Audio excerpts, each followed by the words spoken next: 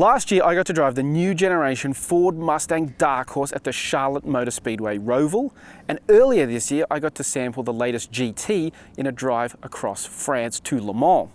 But now, finally, after a year of waiting and anticipation, the Mustang has landed in Australia, and we've had a chance to drive it on both the road and the track. So here's 5 things we love and 1 thing we hate about the new 2024 Ford Mustang.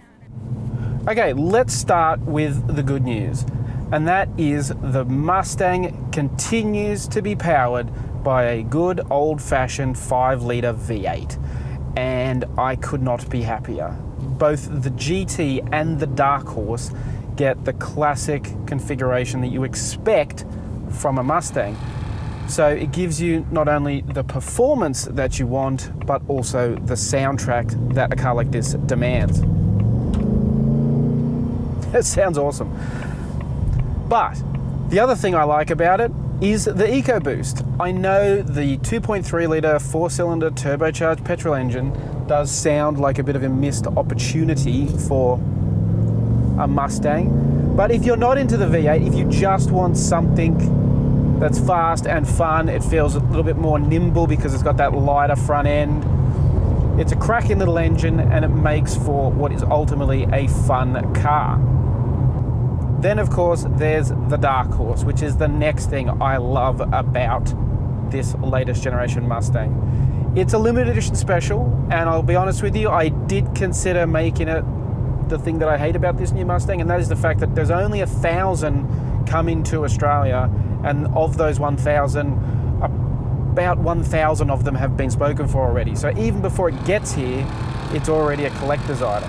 And that's a bit disappointing for me personally, but you know, it's a shame. I've been lucky enough to drive it, and it is an awesome machine. It's hard to explain, but it does, even though on paper it looks super similar to the GT, it is just a cut above. It is a fundamentally better product. It feels sharper on the track, and it's just a really enjoyable thing to drive on the road.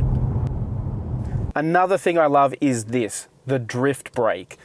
No more standard conventional park brake.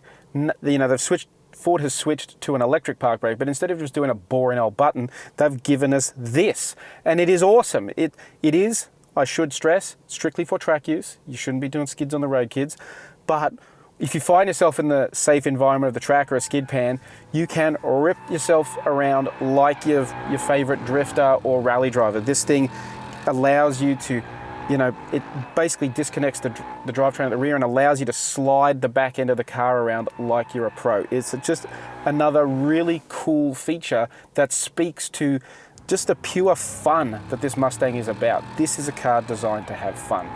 Next up, it's the technology. This latest generation Mustang is trying to appeal to a younger audience, and to do so, it's replaced the conventional traditional dashboard with this new double screen setup. And the coolest thing for me is the cluster themes. You can change exactly what you're looking at on the dash. You can actually choose cluster themes. There's a whole bunch to choose from. You've got the standard, you've got sport, you've got a race mode, calm if you just want something simple. But the best to me is there's classic, which gives you the look from the late 60s. You've got Fox body, which is that really cool retro 80s look, and then the SVT Cobra from 99 to 2001. So you've got all these really they're little fun surprise and delight features that are also a nod to the Mustang's heritage, and I just think that is really, really cool.